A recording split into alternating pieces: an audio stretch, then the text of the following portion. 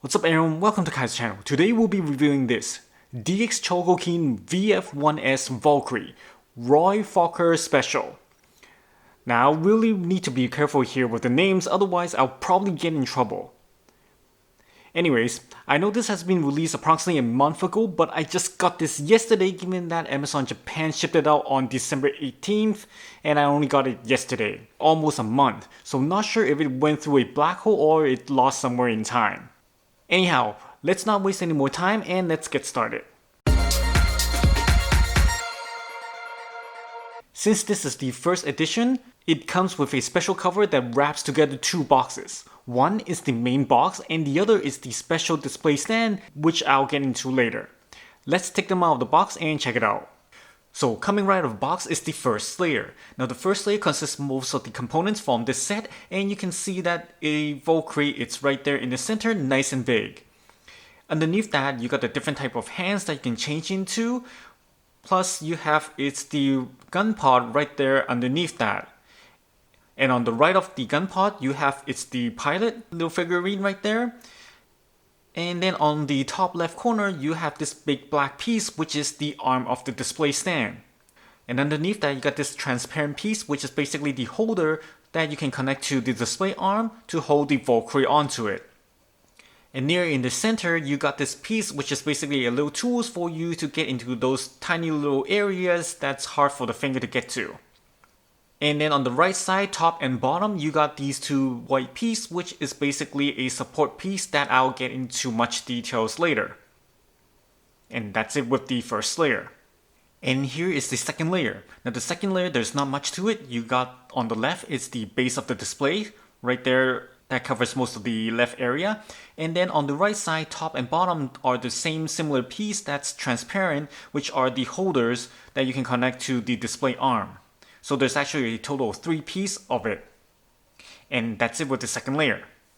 And here it is, it's the first edition's display stand, which is basically what it composed of. You got the arms on the left and the holder on the top left corner. And also you have the nice looking base display right there on the right. And that's it with the special edition display stand layer. As most of you know these machines from across, you will probably know best for their 3 modes transformation: the fighter mode, the jerk mode, and also the battleroid mode. So we'll first start off with the fighter mode. And man, does this bring back memories. Since I recall we had actually a very old VF-1S while I was very small. Not sure where it went, but it's the exact same model as this one, only that, of course, definitely this one looks better. So here we have only adjusted the back wings and also brought out the landing gear, but other than that, it's right out of the box. Overall, the machine is in white and there are quite a lot of small decals all over the body, with the big black and yellow stripes, which it keeps it very simple but yet enough to make it look cool. You can see the Roy iconic skull logo on the tail wings and also the U and spacey on the side. And finally, you can see Roy's name next to the cockpit's window.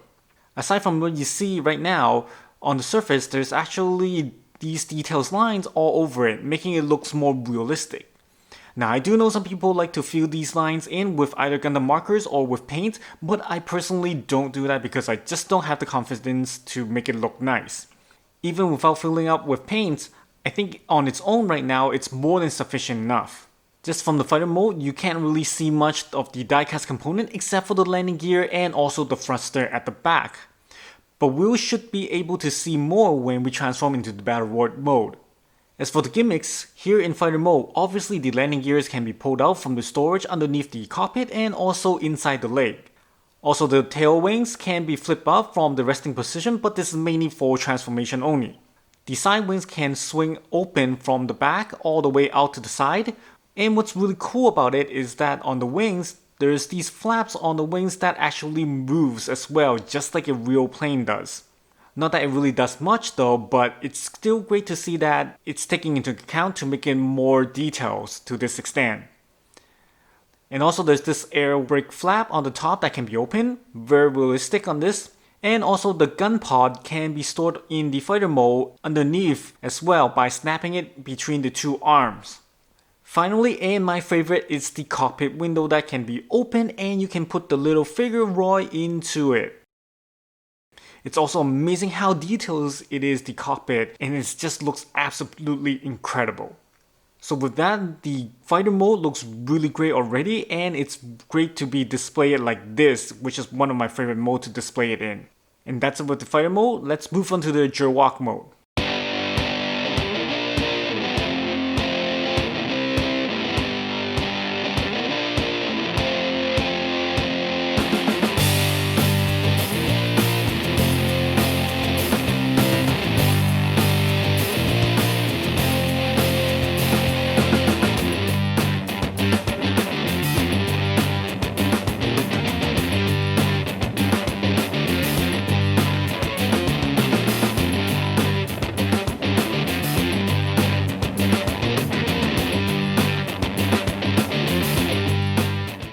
Here's the Jawok mode, which basically is the hybrid of a half plane and half robot.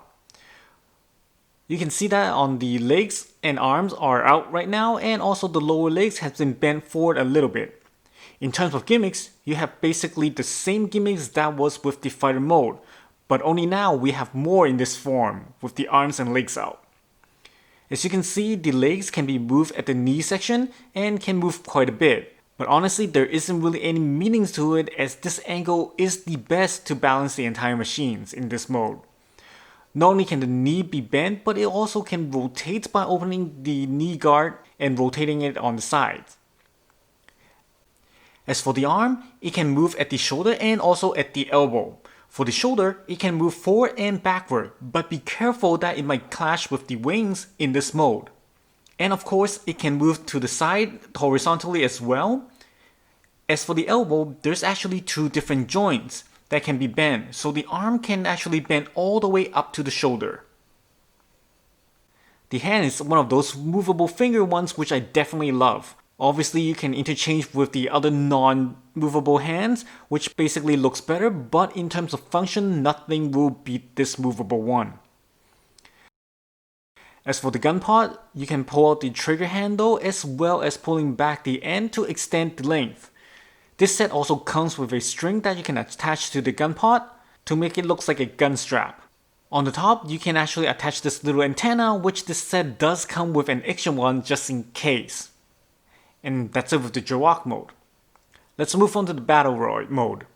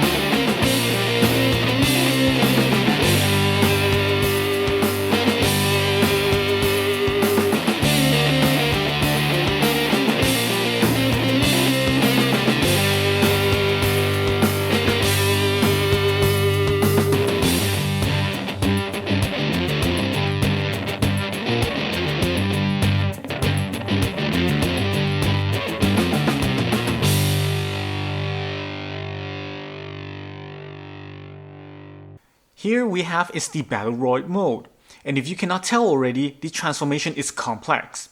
There are some places that are held by a pole or hinges only, so definitely have to be careful when transforming. But aside from that, it looks incredible. I recall the very old version where it looks decent in fighter mode but looks terrible in the Battle Roy mode. It was like a robot made out of very thick blocks for both the arms and legs. However, here there's actually none of that, and we can see its slim arm and legs and its iconic skull cockpit cover on the torso that it's fully transformable. Looks very awesome right here, just like right out of the anime.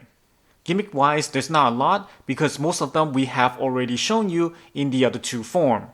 But the most and noticeable one are the laser gun barrel on the sides of the head, which actually you can rotate up and down all the way if it wasn't hindered by the body. Not only that, but each individual barrel can actually move on their own freely as well. Obviously the head can turn 360 as well, but it can also tilt its head upwards. The thigh you can actually turn, but preferably don't, because the top of the thigh might hit the wings at the back when moving. Rather, the little section on the thigh can actually move forward, which is the same gimmicks as it was in the jerwalk mode. So use that instead. As for the knee, it can bend backwards to a 90 degrees. And finally, not only is the gun point can be equipped onto the hand, but also at the back of the arm, just like it is in the fighter mode. Now there are also these two parts that basically make the Valkryie looks better in the battle war mode, which is by placing it underneath the shoulder parts to cover up the empty areas on the side to make it look definitely a lot better. So if you're going to display it as a battle royale role, then you should definitely consider using these two pieces.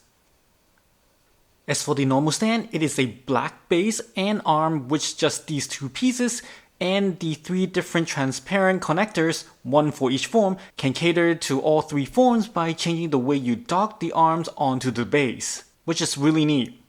As for the special stand, this stand is actually pretty unique. It's mainly for the fighter mode so that you can display it just like it's flying in the air by tilting the holder sideways. As for the base, you have the VF-1S Valkryie written at the top and also the skull logo underneath that. And of course, Roy Focker Special at the bottom. So as for conclusion, what do I think about this piece? This piece is really great and it can transform into 3 different modes. It's very detailed and the look is absolutely great, just like it is out of the anime, and I cannot emphasize that more. Not to mention that if you get the first edition like this one, it comes with a very nice Roy Special display stand as well, so you can actually display it absolutely beautifully in fighter mode. Although you can't really see the die-cast component on this, but you can definitely feel it. Now there isn't any issue that I can find in this piece other than the fact that the tool that it came with doesn't help much. Most of the smaller area that it needs to open, such as the landing gear cover, the holes are actually a lot smaller than the tool's head. So it's actually quite useless. So with that, I'll give this piece a 10 out of 10. If only this piece actually arrived sooner, it would definitely make it into the top 3 of my 2020 list. So if you haven't actually gotten yours and you like what you see here, be sure to get it as soon as possible for the special edition, as the stand really makes a difference on this entire set. Although there are some people who actually doesn't really like it. So that's it for today's video. Hope you guys enjoyed it and find it useful. As always, do support me by hitting that like button and also subscribe to my channel for more videos. I'll see you guys next time. Thank you for watching.